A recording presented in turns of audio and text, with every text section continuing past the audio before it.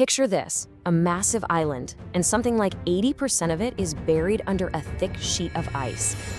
For most of history, that's pretty much all Greenland was, a giant frozen landmass at the top of the world.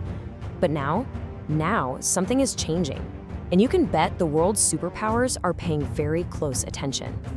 And that's the huge paradox at the heart of this whole story, that icy wasteland is turning, and turning fast, into one of the most strategic pieces of real estate on the entire planet. A treasure vault for the future, full of resources and, more importantly, power.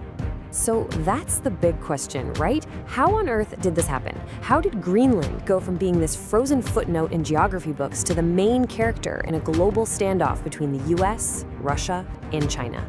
The answer? Well, it's probably not what you're thinking. The story really starts with something we talk about all the time, global warming. But this is not just an environmental story. See, that melting ice isn't just raising sea levels. It's uncovering incredible opportunities and, of course, sparking a fierce new competition for control. To really understand what's at stake, we need to peel this back and look at Greenland in 3 different layers. Okay, layer 1. This is all about military power, the fortress. Because long before the ice even started melting in a serious way, Greenland was already a critical piece on the global chessboard, especially for the United States. And America's interest here is nothing new, not at all. The US has actually tried to buy Greenland multiple times, going all the way back to 1867. After World War II, President Truman offered $100 million in gold. That's well over $1 billion today. Denmark has always said no, but it just goes to show you how long the US has seen this island as absolutely vital to its security. So why is it so vital? Well, the answer is a place called Pituffik Space Base. You might know it by its old name, Thule Air Base. It's America's northernmost military base, and it has this crazy advanced radar that basically acts as America's eyes and ears over the entire Arctic. Any missile coming from Russia to North America would fly over the North Pole, and this is the very first tripwire. And that brings us right to the fear today.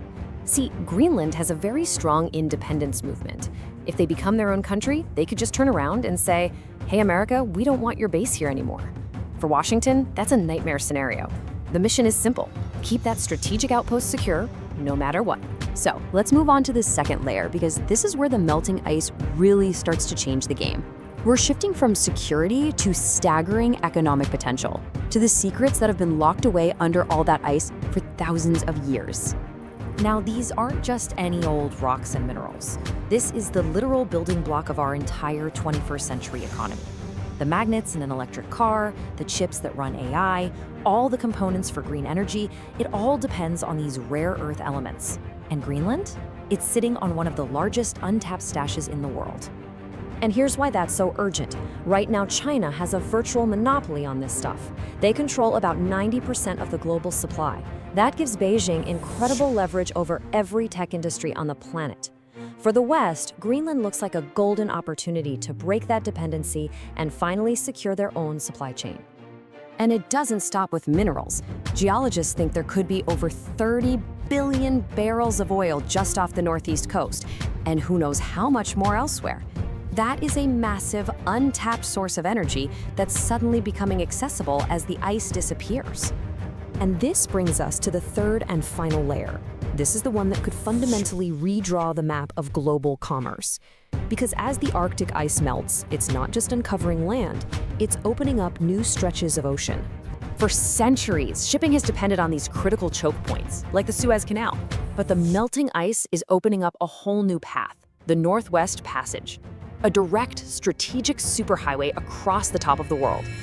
Just look at that number, 9,000 kilometers. That's how much shorter the trip from China to London becomes. We're talking about saving millions of dollars in fuel and cutting 10 to 15 days off the journey.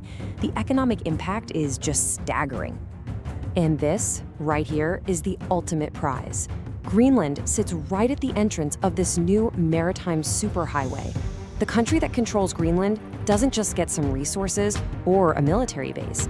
They get to be the toll collector on the future of global trade. So you combine these 3 layers, the military fortress, the resource treasure vault, and the trade gatekeeper, and what do you get? You get the perfect recipe for a massive 21st century great power competition. You've got three major players, and they all want different things. The US wants to lock down the entrance to the passage by influencing or even owning Greenland. Russia, with its huge Arctic coastline, wants to control the route itself and charge everybody for passage. And China? It's pouring money into a polar Silk Road to protect its own trade.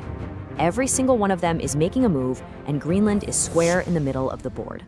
But a high-stakes game like this comes with huge risks. If the US pushes its own NATO ally Denmark too hard, it could crack the alliance.